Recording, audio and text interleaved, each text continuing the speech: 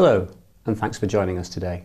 Customer Power is a program of research exploring the relationships that customers want to have with their service providers. We've previously looked at the mobile, financial services and energy sectors, and today we're putting the pay TV sector under the spotlight, featuring feedback and comments from Sky, BT TV and Virgin Media customers. My name's Lee Langford. I'm a director at Harris Interactive, specialising in technology and media research, and I'm here with Debbie Senior, our Stakeholder Relationship Consultant, who'll provide some thoughts on how pay TV providers can connect more effectively with their customers.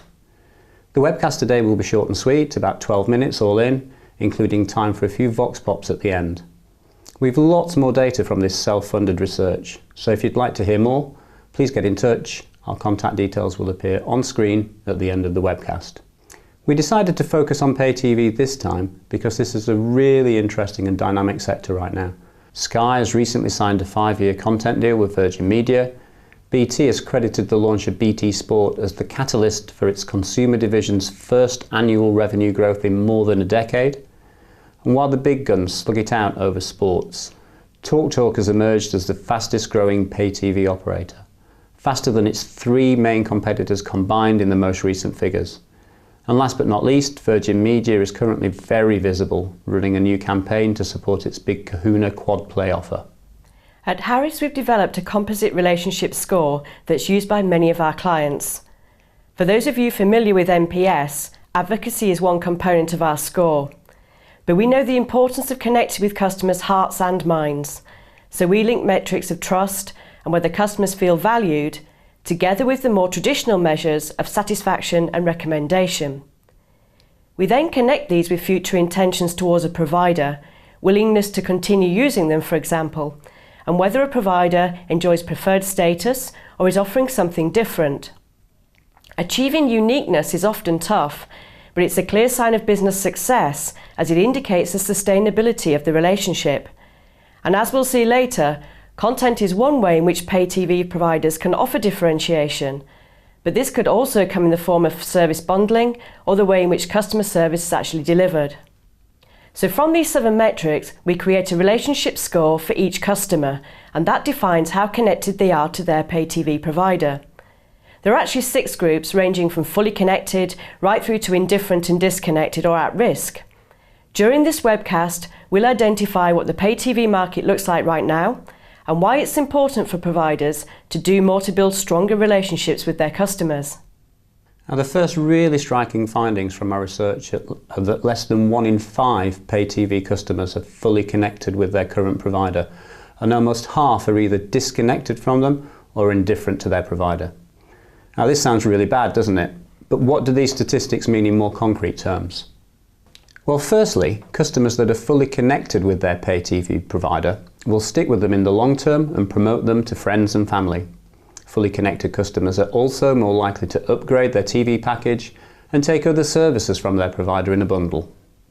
Disconnected or indifferent customers are the polar opposite in terms of likely retention and brand promotion, and they're also much less likely to generate higher ARPU in the ways that I just described. What this all means is that the pay TV sector as a whole isn't capitalising on its existing customer base anywhere near as much as it might if closer connection could be achieved. So how do the 3 main TV providers shape up in our relationship score?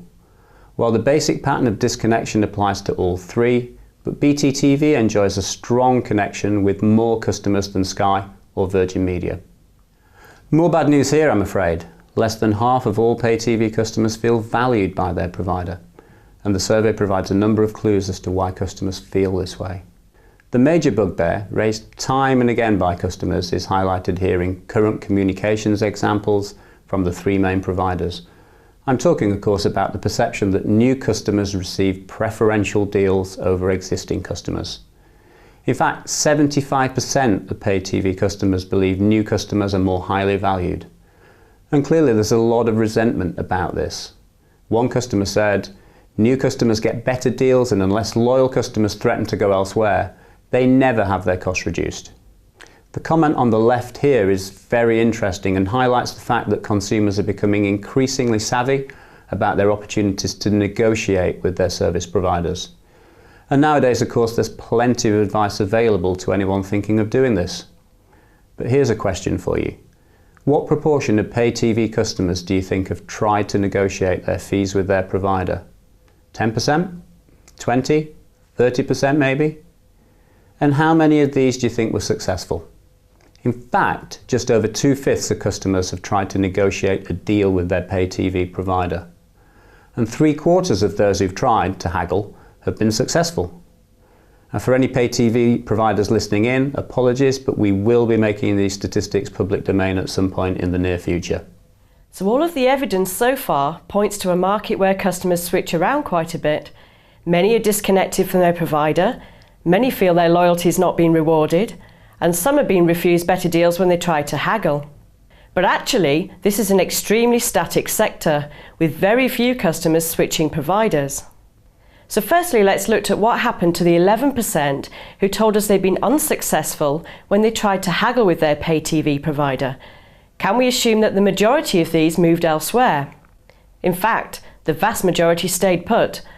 But perhaps these are just savvy consumers simply looking to save some money, but with no real intention of moving.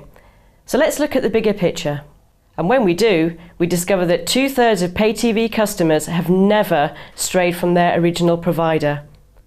And as a point of reference, if we compare this with the mobile phone sector, 64% is exactly twice as high as the equivalent percentage of mobile phone users who have always stayed with the same provider. So with such high historic customer loyalty, it isn't too surprising that when the vast majority of pay TV customers say they're unlikely to switch provider in the next 12 months. So what is it that's creating such high levels of customer loyalty in this sector? So is customer service exceptional? Are pay TV customers too apathetic to switch? Or are there other barriers in place? We speculated that a range of different factors might come into play when customers decide to stick with a pay TV provider or move on to another. Our list included things like better deals, complicated switching processes, poor or maybe exceptional customer service bundling, and not forgetting content, of course. Looking first of all at reasons for leaving a provider, here on the left-hand side of the chart, it's clear that although poor customer service, staff attitude, and not feeling valued do play a part, switching is most likely to be driven by the belief that a better offer or better value for money is available elsewhere. But for those who've not switched, many of whom are not strongly connected to their provider, remember, content is king, with 39% overall citing loss of content as the main barrier preventing them from taking their custom elsewhere. Content particularly stands out for Sky customers. The next most common reason is basic apathy, the belief that it would take too much time and effort to switch. And the advent and growth of bundled services heightens this perception of complexity for many, and for BT TV customers in particular. Summing up what we've seen here in terms of the push and pull, it's clearly content that wins out over service for the majority of pay TV customers. An example comment here makes this point very neatly. And it's fair to say that any provider with deep pockets that's willing to invest in the content that consumers really value will significantly increase its chances of retaining existing base and attracting new customers too. So we decided to go back to those who talked about loss of content being the main barrier to switching, and we asked them which programs, channels or sports would make them seriously consider switching to another provider if it were to gain exclusive rights to show it. So Sky Sports is the most common response overall, and this is the #1 mention for Virgin Media customers, as well as being #3 for Sky customers. And BT Sport is the most common response amongst BT TV customers. Many sports feature prominently. Football's essential, and this appears to validate BT's strategy to challenge Sky's historical dominance for the English Premier League and the UEFA Champions League football. But customers, particularly males, also want cricket, Formula One, both rugby codes, tennis and golf. And Sky Atlantic, which offers exclusive HBO content like Game of Thrones, is a major barrier working in Sky's favour when it comes to retaining women in particular. And this data suggests that Sky should continue to premium price this content in its negotiations with Virgin Media. And finally, let's have a look at service bundling. Obviously, this is a very positive thing from a provider perspective. It helps to lock customers into long-term deals, generates higher ARPU. But how does this feel from a customer perspective? Well, the majority of those we surveyed, nearly 3/4 of them, have some form of service bundle, and this is most likely to involve broadband or landline alongside pay TV. Just 9% have a mobile service, and that's mainly from Virgin Media or TalkTalk. And does bundling make a difference? Well, interestingly, it really does. And those who take a bundle service offer from their pay TV provider are much more likely to feel valued as customers than those who only take pay TV. And through this increased emotional connectivity, bundle service customers feel their provider listens to them more, better understands their needs, and communicates with them in a more relevant way. Okay, it's time to wrap up and summarise what we've heard today about the pay TV sector.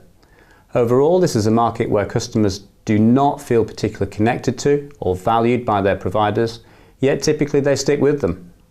Bundled deals appear to work from a provider and a customer perspective, but the real key to overall market stability is the knowledge that valued content might be lost through switching providers. But don't just take our word for it. To round things off, let's hear from the horse's mouth from a few pay TV customers about their experiences. Thanks for your time today, and do get in touch if you'd like to hear more on this topic. I'm a Sky customer. I use them for my home phone, my broadband, and my TV content. It's really nice to have everything bundled together. You get benefits that way, such as like if I need to call them, if there was a problem, and they would give me deals sometimes, get a few pounds knocked off my bill. This is always nice. The only annoying thing about Sky is that sometimes they give new customers better deals. So for the first 3 months, they'll offer like half off or even free broadband. But they don't do that for older customers. We're more loyal to them and use them for lots of services. So it would be nice to see them do that for us. I think that's the most important to me about my service is the content. So obviously I'm going to stick with Sky because they do have the best content. But if another provider would offer the similar content and better customer service, I would maybe consider switching. So I've got the bundled service with the hub. I have my TV, my landline, and the internet broadband, which is super quick because I've got the Infinity. One of the reasons that I got the bundle was because I was able to negotiate a much cheaper price than the individual tariffs that I would have had previously. I like the services that you can get. I'm really pleased I've moved into sport. I watch BT Sport all the time and I think it's really good value for money. Yeah, I've been with Virgin Media for a few years now. I think the content's pretty good, but I do find them a little bit unreliable. I'm not so sure they really value existing customers. So it would be really good if Virgin rewarded us for our loyalty now and again. I mean, the new customers seem to get all the best prices and what have you. Why not reward existing customers for their loyalty? Actually, it's enough to make you want to switch providers, but the problem is I really like the channels that I get with Virgin, so I guess luckily for Virgin Media I'm going to stick with them, but it's kind of because I feel I have to. And yeah, as for switching generally, I mean the last time I switched from Sky because they really let me down quite badly, but it was such a hassle switching. It would have to be something pretty bad for me to go through that process again.